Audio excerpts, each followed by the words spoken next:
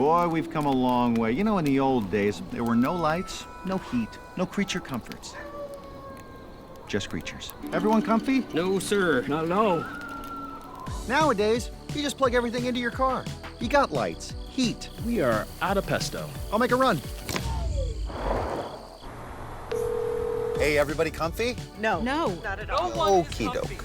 우리 시대 가장 진화한 전기차, 양방향 충전에 완전히 새로운 현대 아이오닉 5.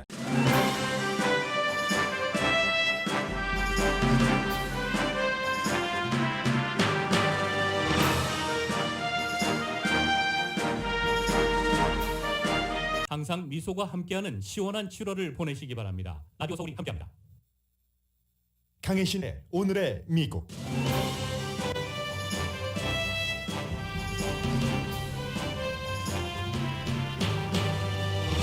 고대 은하수 130억 년 전의 은하수 이미지가 나사 우주항공국의 우주망원경 제임스 웹으로부터 지구에 도착했습니다. 공화당 유권자의 약 반은 트럼프 전 대통령이 재선에 출마하지 않기를 원한다는 여론조사가 발표됐습니다. 여론조사에 따르면 플로리다 주지사가 트럼프 전 대통령 뒤를 쫓고 있습니다. 오늘 열릴 제7차 의사당 폭동 청문회에서는 극우 그룹의 역할과 트럼프 전 대통령과의 관계에 초점이 맞춰집니다. 이란이 러시아에 우크라이나 전쟁에 사용할 드론 무기를 공급할 계획이라고 백악관이 밝혔습니다. 아베 신조 전 총리가 지난해 트럼프 전 대통령과 같은 통일교 이벤트에서 연설한 것으로 확인되면서 통일교와 세계 보수 정치권의 연계가 주목받고 있습니다. 시진핑 중국 국가주석은 곧 영원한 권력자라는 인민영수 칭호를 받게 될 것으로 알려졌습니다. 블라디미르 푸틴 측근들은 푸틴을 대통령이 아닌 우리의 지배자, our ruler 내지는 통치자로 불러야 한다고 촉구합니다. 푸틴 대통령은 다음 주에 이란 터키 정상과 3자 회담을 합니다. 마침내 주택시장이 이자율 영향을 받기 시작해 바이어가 유리한 위치가 돼가고 있습니다. 가격도 어느 정도 진정될 가능성이 있습니다. 그럼에도 아직 집이 없는 사람들은 집을 사기 힘든 구조가 돼서 아파트 렌트비는 한동안 비쌀 것으로 예상됩니다. 여러분 안녕하십니까? 오늘의 미국 강혜신입니다. 오늘은 제가 좀 생뚱맞게 뉴스를 해보려고 합니다. 그 생뚱맞은 뉴스를 하다 보면 여러 가지 이슈들을 한꺼번에 묶어서 하나로 어떤 때는 연결되는 때가 있는데 지금 미국의 탑 뉴스가 당연히 의사당 폭동 사건 청문회지만 그 이전에 로스앤젤레스 시간으로 아침 7시 30분에는 어제 저녁에 백악관에서 있었던 것에 또 다른 그 이벤트가 있었습니다. 백악관에서 우주항공국 관계자들 그리고 이제 천문학자들 요즘은 직접 모이진 않죠. 그리고 저녁에 어떤 일이 있었냐면 제임스 웹이라는 이 세상에서 제일 큰 망원경, 물론 유럽과 캐나다와 미국이 함께 돈을 얼마 들였다고 하던가요? 100억 달러인가요? 네, 100억 달러 맞습니다.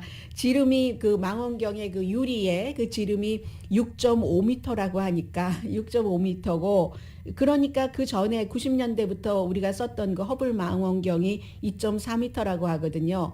더 멀리 또 허블 망원경이 보지 못했었던 것까지 다 본다는 인간의 눈에는 보이지 않는 그 적외선의 그 스펙트럼을 이용을 해서 이제 많은 것을 보기 위해서 인간의 영원한 호기심이잖아요. 아무리 과학에 관련이 없는 사람이라 할지라도 12월 달에 우주로 보내져서 지금 이제 그 첫 번째 이미지가 온 겁니다. 이건 결국은 어제 대통령이 백악관에서도 얘기를 했지만 정말 역사적인 일이다. 대통령, 부통령 전부 어린아이들처럼 그랬습니다. 130억 년 전, 수십억 년 전, 그리고 빅뱅이 딱 있고 나서 우주의 빛이 딱 생긴 거잖아요. 그러한 것들에 대한 full color 이미지를 볼 수가 있었습니다. 밤하늘에 반짝반짝반짝반짝하는 그런 거죠. 어제 밤에 그랬고 오늘은 메릴랜드주의 그린벨트에 있는 고다드 우주비행센터에서 역시 해상도도 아주 높은 그런 사진을 보여줬는데 페가수스짜리요. 날개 가진 말. 그래서 우주 그 항공 그 나사 그 우주 항공국장 그 빌 넬슨 국장도 지금까지 우리가 볼 수 있었던 촬영됐던 우주의 이미지 가운데서 가장 깊은 이미지라고 얘기를 했는데 결국은 종교적인 것과 과학적인 것이 뭐 어떤 때는 서로 그 반대 방향으로 가기도 하지만 인간은 어디서부터 왔는가? 우주는 뭐 어떻게 생겨서 나는 지금 여기에 있는 것인가 하는 것. 아주 그 끝없는 그 상상, 신비감, 파워풀한 것 그런 것들이 어제 저녁과 오늘 사이에 있었던 겁니다. 갤럭시 오죽하면 우리가 전화기를 저는 갤럭시 아닙니다만 삼성 갤럭시 그 은하계, 은하수 그렇게 이름까지 붙겠습니까? 그래서 이 뭐 초기의 우주라든가 아주 그 정말 135억 년 전까지 간다고 하는데 그리고 나서 갤럭시들의 그 변천, 항성의 뭐 행성, 생명주기, 스타의 그 라이프 사이클 같은 것 그리고는 이제 other worlds, 외계 이런 것들을 쭉 하는 건데 이 갤럭시가 은하 이런 것이 뭐 몇 개가 있다고 하던가요? 1700억 개 이상이 있다고 하는데 결국은 막 거대한 그 천체의 물인데 이게 이제 다 중력으로 그 엮여져서 뭐 성운도 있고 또 가스도 있고 하는 그런 것들을 하나하나 이제부터 풀어본다는 겁니다. 그 우주에선 그 코스메틱 레이 같은 것도요. 그래서 태양보다도 그 성운이 몇 배나 그 크다고 하잖아요. 말하자면 별들의 고향이죠. 거대한 별들의 고향, 또 가스로 만들어진 구성된 그 태양계 외부의 행성, 뭐 다 이름이 있는데 저는 이름을 봐도 잘 그 이해하기 힘들었습니다. 그리고 또 죽어가는 그 별을 둘러싸고 있는 그 가스 구름, 그 팽창하는 가스 구름 같은 것들을 이렇게 보여주면서 인간이 이걸 만들어서 여러 개국이 함께 100억 달러를 들여서 만들어서 우주에 대해서 재창조하는 우리 그 인간이 우주를 이해하고 있는 것을 다시 재창조라기보다 재구성 그 리쉐이프 한다는 이런 뜻에서 돈을 들여서 참 짐작하기조차도 어려운 그런 그 우주를 이제 들여다본다는 겁니다. 과학과 기술과 인간의 우주에 대한 신비, 상상력 이런 것으로 그렇기 때문에 바이든 대통령이 인류의 역사에 있어서 정말 위대한 순간이다라고 했는데 이러한 것들이 요즘 미국에서 또 무슨 뭐 중국에서 러시아에서 일본에서 상상하기 힘든 척박한 이 일상생활에서의 일들이 마구 일어나고 있는 이때에 이제 정반대되는 이런 것들은 사실은 미국의 뭐 자부심 같은 것도 내놓을 수 있는 것이고 하는 뉴스로서 굉장히 그 주목을 받고 있습니다. 그러니까 이 망원경이 만들어지기 전 그 수십억 년 전 그 135억 년 그 이상 된 그때의 것을 그 이후에 135억 년 이후에 만들어진 어떤 인간의 창조물로 들여다본다. 그 과학적 이 망원경 자체의 과학적인 잠재력이 어마어마한 거죠. 물론 그것을 인간이 만들었습니다마는요. 30년 동안 만들었다고 하잖아요. 그래서 유럽 우주국이요. 유로피언 스페이스 에이전시, 캐나다 우주국, 캐나디안 그 스페이스 에이전시 그리고 나사 미국 우주항공국이 만든 것으로 정말로 시간을 거꾸로 가는 거죠. 빅뱅 이후부터 이렇게 시작해서 점점 가서 빛이 그 은하에서 우리 인간에게 도달하는데도 수십억 년이 걸렸다. 뭐 이런 것들이요. 그래서 망원경을 제일 처음 이제 그 예를 들면 만들기 시작한 유니버시티 컬리지 런던 대학교의 천체 물리학 교수가 한 얘기가 리차드 앨리스라는 교수입니다. 우리는 결국은 이건 이제 과학과 종교가 다르니까는요. 130억 년 동안 별에서 뭐 여러 가지가 믹스드 된 그런 그 물질로 뭐 우리가 살고 있는 여러 가지가 만들어져 있기 때문에 결국은 우리 자신의 오리진, 기원 이것을 이 망원경을 우리가 만든 망원경을 통해서 측정을 하고 그 이해를 한다 하는 좀 말이 현실의 언어는 아니죠. 그러나 아무튼 인간 속에는 저 별은 왜 저렇게 반짝이지? 저게 뭐 별똥별이 어떻다고 하는데 난 그 스토리는 알고 싶지 않아. 라고 거기서 상상력만 갖고 가고 계시는 분들도 계시고 과학까지 갖고 가고 계시는 분들도 계시고 오리진, 기원까지 알고 싶어 하시는 분들도 계시는데 그러한 것들이 강력한 세상에서 가장 강력한 망원경으로 이제 설명이 조금씩 되기 시작한다는 겁니다. 지구에서 100만 마일 떨어진 곳에 이 그 제임스 웹이 지금 있는 겁니다. 고대의 은하를 스캔을 해서 지구로 그 이미지를 보내고 있으니까 사실은 굉장히 경이로운 일들을 사람들이 많이 하고 있는 겁니다. 여기에 제가 지금 세계에서 각 중요한 국가에서 일어나고 있는 일들, 정치를 조금 결부를 시켜보겠습니다. 결부가 아니라 완전히 다른 세상인 거죠. 고대의 나의 지구의 뭐 갤럭시의 그 기원을 알고 싶어 이런 상상력이 있는 반면에 정치라는 것은 인구가 어느 정도 늘어나면서 사람들이 약속할 것 약속을 해서 법으로 만들고 그것을 또 잘 집행하는가를 하는 사람이 있고 전체적으로 딱 그 관장을 하는 그런 사람이 있잖아요. 그런데 결국은 그것이 현대 사회에서는 그 권력, 그 파워로 상징되기도 하죠. 그리고 그 파워를 유지하기 위해서 많은 정치인들은 일본에서나 미국에서나 러시아, 중국 다 마찬가지로 나름대로의 종교를 만듭니다. 사교를 만들던 종교를 만들던 나를 믿어라 하고 본인이 그 사교 비슷한 사람의 교주가 되건 그렇게 해서 권력을 유지하죠. 파워, 사람, 돈과 그 표가 필요하기 때문에 그런 것들이 지금 각 나라에서 일어나고 있습니다. 오늘 아침에 어제 그 뉴욕타임스가 조사한 것 가운데 제가 여러분들께 말씀을 드렸던 것처럼 민주당에서도 젊은 사람들은 94%가 바이든 대통령이 재선에 출마하기를 원치 않습니다. 오늘 발표된 같은 여론조사 결과에 따르면 공화당 유권자의 반이 넘는 사람이 트럼프 전 대통령이 2024년도에 나와서는 안 된다고 얘기를 합니다. 가장 중요한 그룹이 35세 미만 그리고 대학 졸업 이상의 학위를 갖고 있는 사람들입니다. 왜냐하면 그 사람들이 이제 그 정치는 또 돈으로 굴러가잖아요. 표와 돈으로.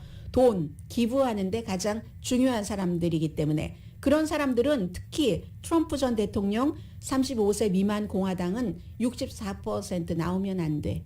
그리고 대학 학위 이상을 갖고 있는 사람은 65%가 안 돼. 라고 얘기를 합니다. 전반적으로는 공화당 사이에서 49%가 트럼프 전 대통령을 지지하고 그 뒤가 25%가 론 디센티스 플로리다 주지사입니다. 나머지는 뭐 마이크 폼페오 또 그 마이크 펜스 니키 헤일리 전 그 UN 대사 여자는 한 사람밖에 없네요. 테드 크루즈가 그 사이에 있고 나머지 사람들은 전부 뭐 7%에서 2% 정도 지지율을 받았고 론 디센티스만 두 자리 25% 그래서 트럼프 전 대통령과 49% 차이가 나는데 이 사람들도 어떤 파워 종교와 같은 파워를 가져야지 됩니다. 팍스가 아주 중요한 역할을 한다고 그렇게 그 설명을 해놨더군요. 팍스의 지지 누구를 지지할 것인가. 물론 이게 이제 바뀔 수도 있어요. 2024년도에는 그런 것들 권력을 갖기 위해서 여러 가지 일들을 하는 것. 오늘 또 폴리티코의 여론조사 결과를 보면은 트럼프 전 대통령이나 바이든 그 현 대통령이나 2024년도 대통령 선거에 나와서는 안 된다는 사람이 많습니다.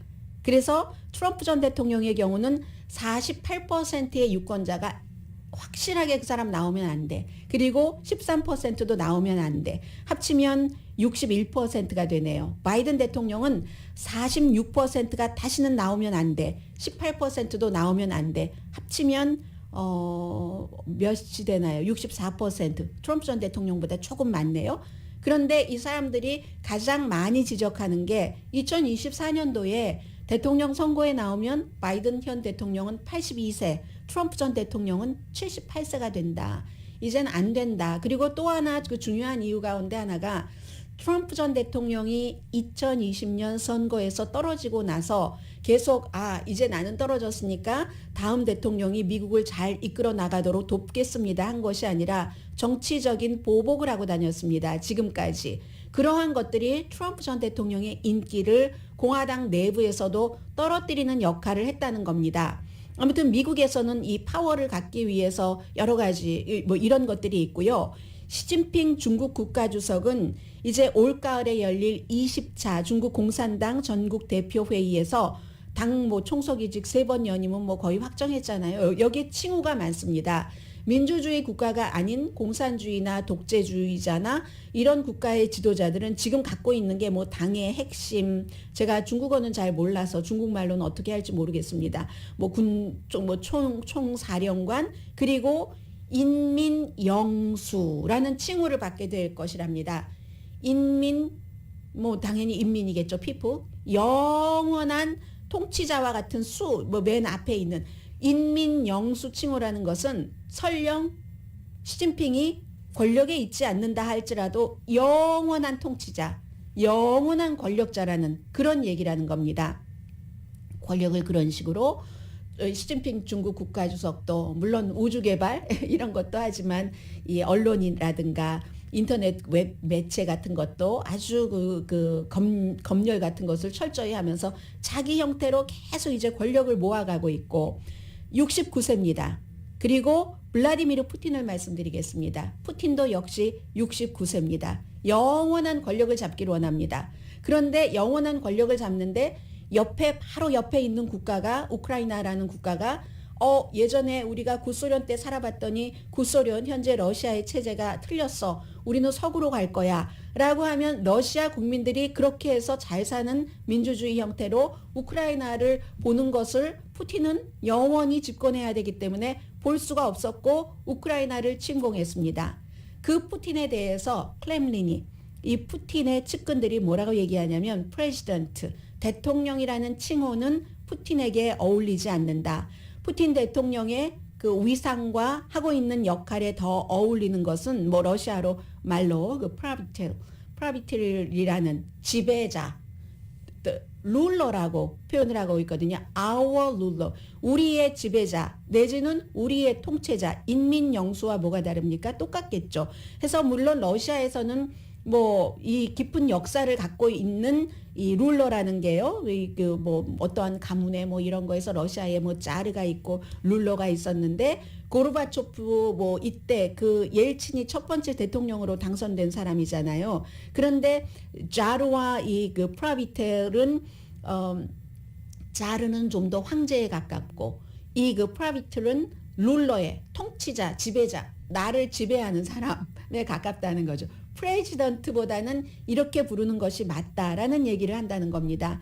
민주주의를 그 내포하고 있는 말이잖아요. 이 프레지던트라는 게 미하일 고르바초프가 그 구소련의 대통령으로 언급됐기 했고 그리고 옐친 그리고 이렇게 왔는데 아무튼 이런 형태로 이제 그 모든 것을 눈 가리고 나에게 집중하게 해서 그래서 어떻게 보면은 중국에서는 종교를 빼고 가는 것이고 러시아에서는 러시아 그 동방정교회를 끼고 가는 것이고 정교회의 수장에게 어떠한 권한을 주고 권력을 주고 물질을 주고 하면서 나의 우크라이나 전쟁도 잘하는 것이다라고 하면서 이게 이제 영원 무궁토록 힘을 가지고 가려고 하는 것입니다. 그리고는 이제 아베 신조 일본 총리입니다. 굿바이 장례식까지 끝났습니다. 일본 사람들. 어제 말씀드린 것처럼 통일교에서 나중에 보니까 통일교에서 뭐 여러 번 뭐 여러 가지 그 지적 같은 것을 했지만 연설도 하고 했지만 지난해의 연설은 트럼프 전 대통령과 같은 그 랠리 오브 호프 제7차 희망의 랠리라는 바로 그 통일교 아무리 이름을 바꿔서 뭐 가정 뭐 패밀리 무슨 한다 할지라도 통일교는 그냥 통일교인 것으로 다들 부르고 있습니다. 왜냐하면 1차 총재가 문선명 2차 총재가 그의 와이프인 문선명 총재랑 있을 때도 같이 항상 나란히 앉아 있고 어떤 때는 뭐 한복도 입고 했잖아요. 그런 그 한학자, 문학자이기 때문에 그냥 통일교로 보는 겁니다. 뭐 이름을 바꿔서 아무튼 뭐 이렇게 했지만 그래서 아베 신조 일본 총리도 2021년도 9.11에 그날 트럼프 전 대통령과 마찬가지로 그 문학자 씨가 하는 바로 여기서 연설을 하면서 통일교를 굉장히 뭐 좋은 것이라고 얘기를 하고 저는 이 내용은 그 봤거든요.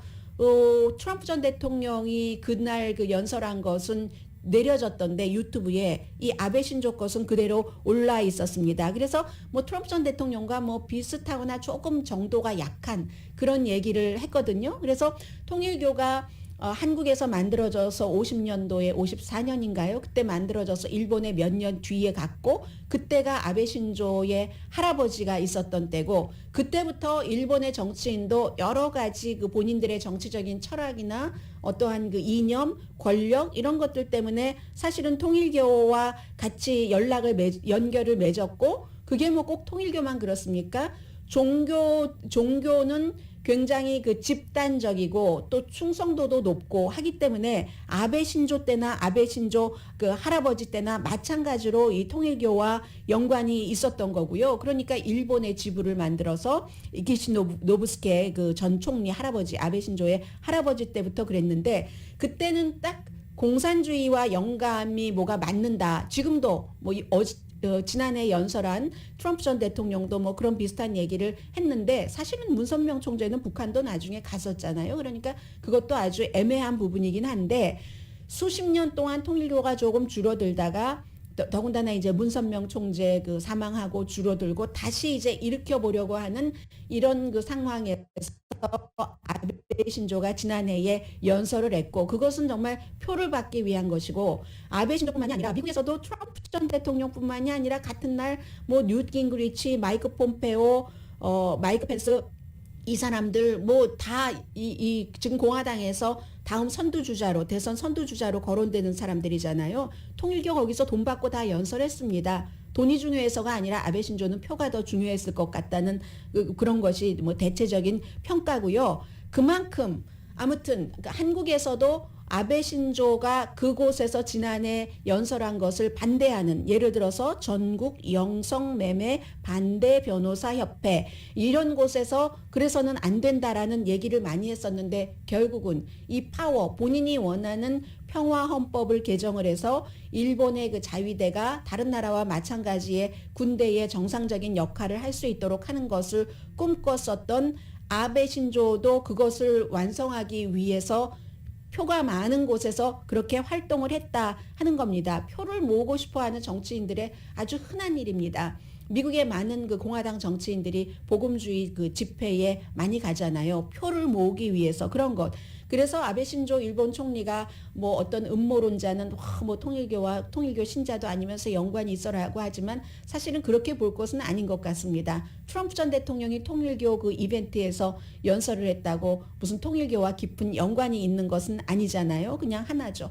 그래서 130억 년 전에 우주를 본다 할 때 우주를 보고 인간의 오리진 기원을 생각하는 사람들이 권력을 잡기 위해서 그런 것을 하지는 아마 않겠죠. 그러나 인간은 한편에서는 그런 일들이 일어나서 탑뉴스가 되고 있는데 또 다른 한편에서는 제가 그 뒷부분에 말씀드린 미국, 일본, 러시아 이 중국에서의 어떤 그 권력 다툼 이런 일들이 공존하고 있는 오늘 며칠입니까? 2022년 7월 12일 오늘의 미국입니다.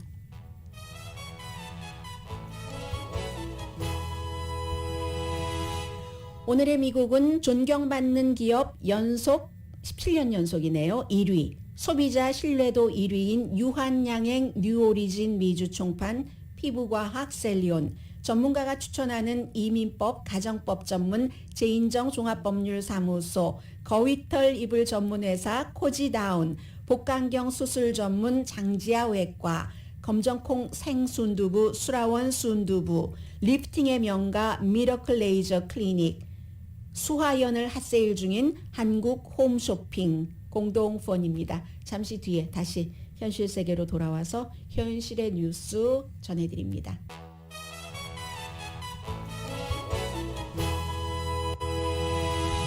라디오 서울 방송 오늘의 미국 듣고 계십니다. 오늘 열릴 제7차 의사당 폭동 사건 의회 청문회 극우그룹 그리고 그 트럼프 전 대통령과의 연관성에 초점이 맞춰지는데 이제 이게 끝나야지 미국에서는 정치가 조금 그 안정이 되게 됩니다. 최후 보고서가 9월달 원래 나올 예정이었지만 뭐 이렇게 청문회 같은 거 하다 보면 일정이 조금씩 바뀌잖아요. 오늘도 사실은 아침에 시작되려고 했는데 1시로 미뤄졌거든요. 그래서 이 청문회의 의사당 폭동 사건 그 조사위원회의 조사 결과가 발표가 돼야지 최종적으로 이제 지금 여러 가지 뭐 여론조사 결과도 나오고 트럼프 나와야 된다, 나오지 말아야 된다 하잖아요. 그런 것들이 조금 그 안정감을 찾을 수 있는 정도로 정리가 될 겁니다. 그리고 중요한 뉴스니까 전해드리는데 이 대통령과 무장한 그 극우 그룹이 어떤 연관이 있었는지, 트럼프 전 대통령이 폭력에 얼마나 책임이 있는지, 그리고 이제 지금 뭐 예를 들어 프라우드 보이즈, 그리고 뭐 그 오스키퍼즈, 또 뭐 큐아난이라든가 이런 음모 그룹, 이런 그 각 그룹들의 역할 같은 것들을 아마 오늘 청문회에서 따져보게 되고요. 그리고 연방 법무부는 이미 이 두 개의 집단을 선동 혐의로 기소를 했습니다. 그래서 대통령에 대해서는 2020년 선거 치르고 나서 11월 초에 선거가 있었고 12월 18일에 미팅이 있었는데 그때 미팅에서 딱 그 두 파로 갈려졌답니다. 항상 그렇죠. 결정은 대통령이 하는 거고, 인정해야지 된다. 더 이상 이제 우리가 아주 그 어차피 가망이 없으니까, 바이든이 아니라고 하는 것이 가망이 없으니까 깨끗하게 지금이라도 인정을 해야지 된다 하는 그룹과, 또 다른 그룹은 이제 대통령 변호인단 그룹이 많이 모였는데 루돌프 줄리아니 전 뉴욕 시장을 포함해서요. 그런데 이 루디 줄리아니를 포함해서는 뭔가를 일으켜서 이걸 뒤집어야지 된다, 엎어버려야지 된다, 이런 주장을 했답니다. 그런데 그 주장이 이긴 거죠. 그래서 그 다음 날인 19일 날 be there, 거기 가서 be wild 하게 싸워라 라고 트럼프 전 대통령이 그 하루 전에 회의를 바탕으로 마음을 결정을 해서 12월 19일에 트윗을 했다는 거죠. 그 트윗이 많은 이런 극우 무장 단체들을 안심시켜서 워싱턴 DC로 가게 했고 과격한 행위를 하게 했다. 뭐 이런 얘기입니다. 그래서 오늘 청문회에는요, 이 그 오스키퍼스의 그 극우 무장단들 막 뭐 총도 가지고 조끼 같은 것 입으면 조끼 그 주머니마다 모든 그 무기들 다 가지고 있었던 그런 단체요. 그 단체의 전 대변인입니다. 이 사람은 의사당 사건이 일어나기 전에 그 단체를 탈퇴를 했는데, 그렇지만 그 올해 대변인을 했기 때문에 알고 있잖아요. 그 생리를 해서 아마 증인으로 나오게 될 거고, 이 그룹에 대해서 어떤 그 뭐라고 할까요? 모든 그룹은 특히 극우 그룹, 극자가 들어가는 그룹은 단단하게 뭉치고 그 어떠한 그 관점이 있잖아요. 그들의 관점 같은 것을 얘기를 할 예정입니다. 그리고 또 이번 주 목요일에 또 아주 그 프라임 타임에 또 한 번의 청문회가 예정돼 있었는데 그것은 다음 주로 연기가 된다고 하고요. 어쨌든 올 가을이 돼야지. 가을은 가을인데 분명한 건 선거 전에 발표가 될 겁니다. 그리고 그 이후에는 저도 여러분들께 의사당 그 폭동 사건 청문회에 대해서 더 이상 이렇게 에브리데이 브리핑하는 형식으로 전해드리지 않게 될 겁니다. 그리고 바이든 대통령이 아니라 트럼프 전 대통령 먼저 하죠. 이번 주 금요일에 노스캐롤라이나주의 잘 우리 알고 있는 그 지역인데요. 그린스보로겠죠, 당연히. 그곳에서 어떠한 그 유세를 그린스보로 맞네요. 유세를 할 예정이었는데 못 갑니다. 왜냐하면 무슨 그 뭐 법정 출두를 하라는 그 명령을 받았기 때문에 뭐 그것을 어떤 형식으로든 처리를 해야지 되니까요. 이건 재정 상태와 관련해서 선거가 아니라 트럼프 전 대통령 주변에는 지금 법정 문제가 너무나 얽히고 설켜 있는데 여기에 이제 그 같이 그 재정 상태에 대해서 아들 뭐 딸 다 그 법정 출두 명령을 받았거든요. 그런데 이 노스캐롤라이나 여기서 열리는 랠리는 돈 주고 가는 거예요. 사람들이 가장 싼 그 자리가 $9, 가장 비싼 자리가 $3,955인데 이게 그 취소가 됐습니다. 할 수 없이 법정 출두 이런 것 때문에 취소가 됐고요. 그리고 이것도 굉장히 미국적이라서 제가 여러분들께 전해드립니다. 플로리다주의 파클랜드 그 초등학교가 아니라 고등학교에서 이 그 총격 사건이 일어난 게 2018년이었습니다. 그 뒤로는 뭐 학교에서의 대량 총격 사건이 많이 일어났는데 그때 이제 총기로 인해서 총기 난사로 인해서 숨진 17살 아들을 잃은 아버지가 어제 백악관에 갔습니다. 왜 백악관에 갔냐면 잠깐 그 백악관에서 그 상원에서 통과시킨 그 총기 규제안에 대해서 아우 이 정도면은 이거라도 괜찮아 하는 뭐 예를 들면 무슨 축하 이런 단어를 썼었거든요. 그런 곳에 초대를 한 거죠. 우리가 그래도 이 정도는 해냈습니다. 그나마 여기까지는 왔습니다. 하는 것을 보여주고 뭐 자랑도 하고 하는 것을 하기 위해서 초대를 한 아버지인데 이 아버지가 제가 미국적이라고 말씀드린 것은 대통령이 연설을 하는데요. 대통령의 초대를 받아서 갔습니다. 희생자 가족들이죠. 그리고 무슨 뭐 총기 폭력을 예방하는 단체들 관련자들도 많이 갔는데 대통령이 연설을 하는데 그 연설을 막고 말하자면 더 많이 뭔가를 일을 해라. 더 많이 막 소리를 질렀는데 그 소리가 잘 들리지는 않았답니다. 어제 뭐 야외에서 하고 했었으니까. 그런데 아무튼 이게 뭐냐. 최근에 이제 총기 폭력이라든가 아니면 낙태에 관한 연방 대법원의 판결 이후에 대통령이나 민주당이 뭔가를 덜 한다라고 비난을 하는 사람들이 굉장히 많은데 칼자루는 공화당이 쥐고 있는데 공화당과 또 공화당 성향의 연방 대법관 6명이 쥐고 있는데 비난은 왜냐하면 현재를 이끌어가고 있는 미국의 대통령 지도자이기 때문에 그러니까 못마땅한 겁니다. 아들을 잃어버린 아버지로서 4년이 지난 지금도 못마땅해서 대통령에게 막 그 얘기를 한 거예요. 그랬더니 그리고 그 가운데 한 가지 말은 백악관에 말하자면 대통령 직속으로 그런 단체를 돌아 이런 겁니다. 총기를 규제하고 그 총기 사건이 일어나는 것을 예방하는 이런 것을 대통령 주재 안에 백악관 직속 부설로 뭔가를 설치를 하라고 막 소리를 질렀어요. 그랬더니 막 경호원 같은 사람들이 와서 이 사람을 못하게 하려고 막으려고 하니까 이것도 또 미국적인 거죠. 대통령이 그냥 말하게 둬라 하니까 한 말이 그 말이거든요. 결국은 뭐 에스코트 돼서 밖으로 나가기는 했지만 참 답답할 노릇이죠. 대통령이 이제 그분들을 생각한다고 초대를 해서 우리 그래도 이 정도는 했습니다 하는데 그 대통령에게 하긴 뭐래 더 해야지라고 말하는 초대받은 아버지의 얘기가 있었던 겁니다. 아무튼 그랬고요. 그래서 초당적인 총기 규제 법안 지금 대통령이 서명을 해서 축하까지 한다는 것으로 충분하지 않고 축하는 뭔 축하? 이 아버지가 그렇게 얘기를 한 겁니다. 법안에 더 강력한 조항이 있어야지. 여전히 18살짜리가 전쟁터에서 쏘는 총을 살 수가 있고 통일된 뭐도 없는데 뭘 축하한다는 거야? 축하라는 말은 어울리지 않아. 내 아들이 그렇게 해서 숨졌는데 이게 이제 그 아버지의 얘기였습니다. 그리고 바이든 대통령이 그 법안에 서명을 하고 나서 몇 주일 뒤에 몇 주일이 아니라 며칠 뒤 아닌가요? 일리노이주 하일랜드 파크에서 7월 4일 퍼레이드에서 총격 사건이 발생을 했습니다. 그래서 풀리지 않는 미국 대통령도 스케줄을 보면 무척 바쁩니다. 예를 들어 어제 저녁에 그 제임스 웹 그 우주 망원경 그것과 연관돼서 뭐 대통령 뭐 어떤 이벤트 있었죠. 그 전에 이런 이벤트 있었죠. 또 그 사이사이에 오늘 이제 청문회가 곧 시작이 되는 것 같습니다. 의사당 폭동 사건 청문회에 대해서 리포트 받아야지 되죠. 그리고는 또 지금 그 이스라엘과 사우디아라비아를 방문을 해야지 되니까 여러 가지 해야지 될 일들이 무척 많잖아요. 아무튼 대통령 그렇고요. 잠시 뒤에는 미국의 주택 시장과 아파트먼트 렌트에 대해서 변화는 있지만 그 변화도 이자율 인상과 맞물려서 이게 인플레이션도 잡힐 수 있을까 하는 거. 렌트비는 그렇게 낮아질 것 같지 않다고 하고요. 주택 시장이 조금 쿨해진다고는 하지만 잠시 뒤에 주택 렌트 시장에 대해서 전해드립니다.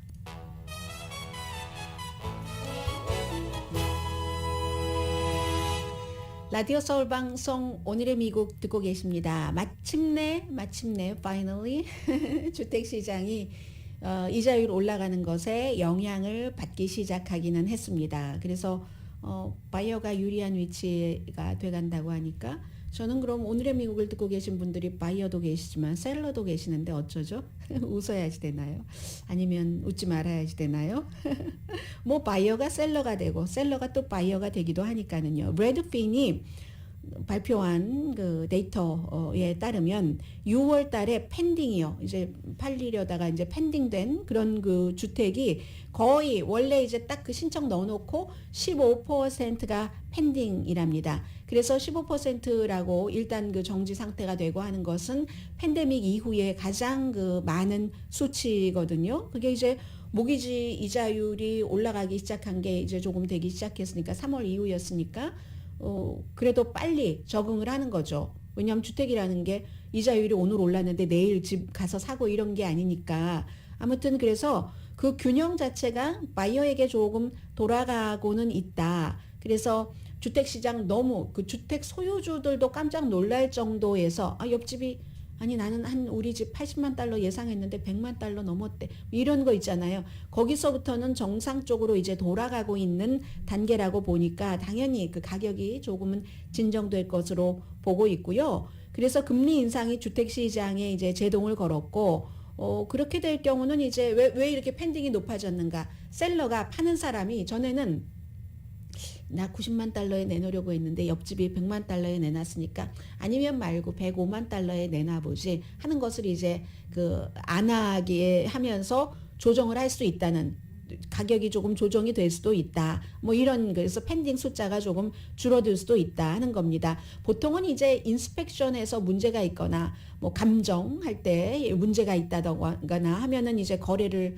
안 한다고 하고 뭐 이게 펜딩이 완전 깨지는 것으로 가고 이런데 그건 이제 집이 많을 때이고 집이 없어서 팬데믹 때 그런 고생을 했었을 땐 사람들이 이런 거 저런 거 웬만한 건 그냥 갈래. 그냥 뭐 말과 달라도 내 돈 주고 고칠래. 뭐 이런 것들도 많잖아요. 이제 그날은 거의 끝났다는 겁니다. 이 셀러 입장에서 보면은 라스베가스는 펜딩이 27%, 플로리다주는요 25% 정도 됐다고 하거든요. 그래서 이제 모기지 이자율로 인해서 이제 더 이상은 구매자가 그래서 구매자에게 좋아진 것도 있지만 또 하나는 구매자에게 나빠진 것은 뭐 당연히 이자율이 높으니까, 우리가 집을 사서 이자율이 높으니까 페이먼트가 늘어나서 못 살 그럴 그 사람들이 많아진다 하는 거죠. 그리고 이제 뉴스에서 계속 부정적인 얘기가 나가면은 그게 소비자 심리에 상당한 영향을 주기 때문에 또 그럴 수도 있는 거고요.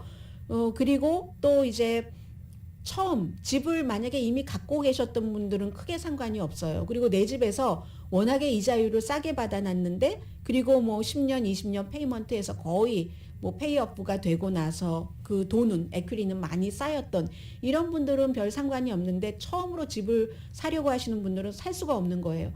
내가 집을 사보나 하다가 이자율이 계속 올라가니까 렌트 들어서 살아야지 되는 거죠. 그런데 문제는 미국이 아파트먼트 공급이 그렇게 많지가 않은 겁니다. 주택도 요즘 노동력도 없죠. 게다가 대고 자재가 비싸죠. 이게 건축이 원래의 일정대로 진행되지 않는데, 게다가 대고 짓는 집이라고 해봐야 아파트먼트 같은 것을 많이 지면 좋은데 고급 주택을 더 많이 짓게 되고 해서 아파트먼트는 모자라기 때문에 결국은 아파트먼트 렌트비가 금방 내려간다 하는 기대를 하기가 어렵다는 겁니다. 그리고 그렇게 되는 경우는요, 인플레이션을 낮추는데도 별 도움이 안 되죠. 왜냐하면 인플레이션도 무슨 뭐 가전제품, 옷, 화장품 이런 건 안 사도 되고 더 싼 것으로 살 수도 있고 하지만 아파트먼트나 주택 같은 것은 어떻게 할 수 없는 기반 중의 기반이잖아요. 돈을 써야지 되는 파운데이션이잖아요. 사람들이 뭐 예전에는 30% 수입의 30%를 뭐 집페이먼트나 아파트 렌트비로 냈다면 지금 평균 41%를 낸다고 하는데, 그럼 이게 다 돈으로 들어가는 거잖아요. 물건값으로. 물건이지 뭐 집이나 아파트먼트가 사람은 아니니까 인플레이션 가장 큰 부분을 차지하고 있기 때문에 결국은 인플레이션을 낮추는데도 도움이 되지 않고, 2021년 한 해 동안 뭐 굉장히 많이 오른 것들도 많은데 뭐 지금도 그 속도가 팬데믹 이전에는 연 2%에서 한 3% 정도 올랐다면 뭐 14%, 17% 아파트먼트 값이 그렇게 렌트비가 오르는 곳이 있잖아요. 그래서 이게 정말 아주 원초적인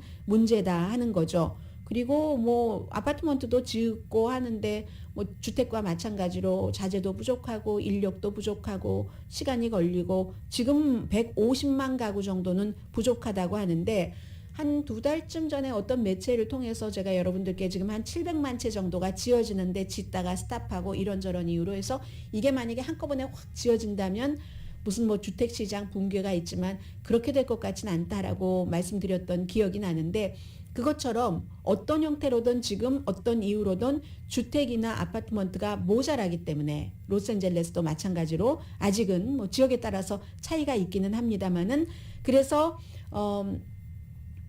아파트먼트 값도 크게 내려가지는 않을 것이다. 물론 지금보다는 조금 작은 폭으로 올라갈 수는 있지만 크게 내려간다 하는 것은 기대하실 필요가 없을 것 같고요. 무슨 뉴욕 같은 경우도 한 42년 만에 나 이렇게 많이 오르는 거 처음 봤어? 이런 얘기 새 들어 사는 사람의 권리를 보호하는 어떤 그 변호사가 오늘 제가 뉴욕타임스와의 인터뷰하는 것을 봤는데 네 뉴욕타임스 맞습니다. 그래서 그런 것이고요. 그리고 현재로서는 주택시장 딱 그 두 갈래로 나뉘어서 렌트 시장은 여전히 뜨거운 것이고 주택 이 시장은 조금은 이제 둔화되는 그런 형편에 있습니다. 잠시 뒤에 또 중요한 그 세계의 흐름 전해드리는데 그게 바로 그 미국의 영향력을 미치기 때문에요. 잠시 뒤에 뵙겠습니다.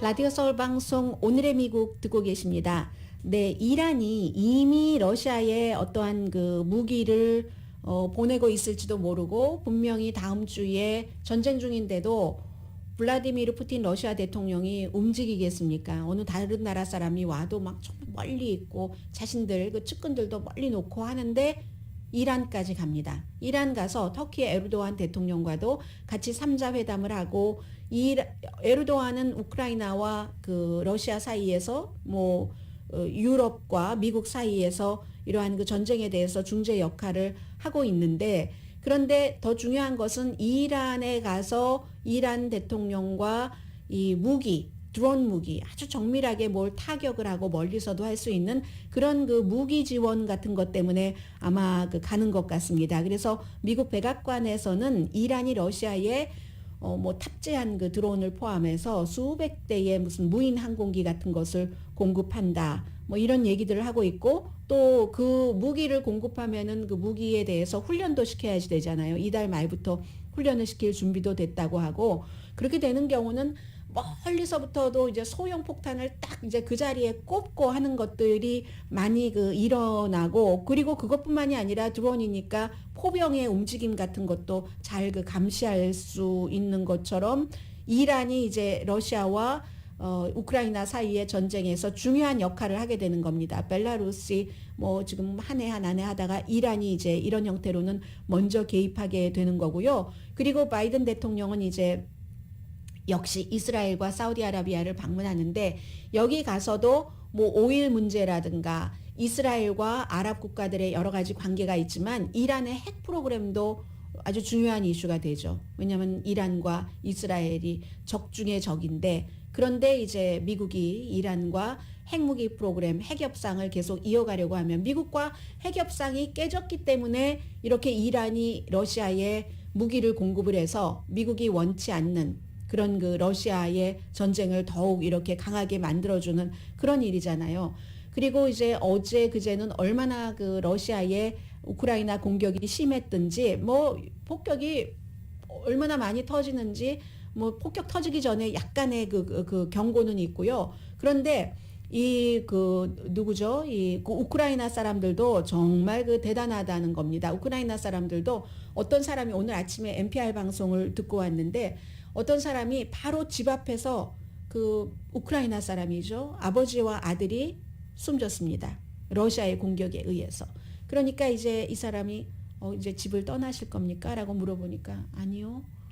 울타리를 고치겠다는 거예요. 그 울타리가 조금 고장났기 때문에 그 정도로 이제 우크라이나 사람들이 전쟁을 대하는 것이 너무 많이 겪었었기 때문에 독일의 침공 또 히틀러 와서 전쟁뿐만이 아니라 뭐 농산물 다 가져가 뭐 이런 것들이 있었기 때문에 우크라이나 사람들은 좀 다른 나라와는 다른 그 질긴 뭐 그런 것들이 있는 것 같고요. 그리고 지금 보니까요, 제가 지금 그 헤드라인만 봤는데 일단 전해주시는 분들도 말씀드리고요.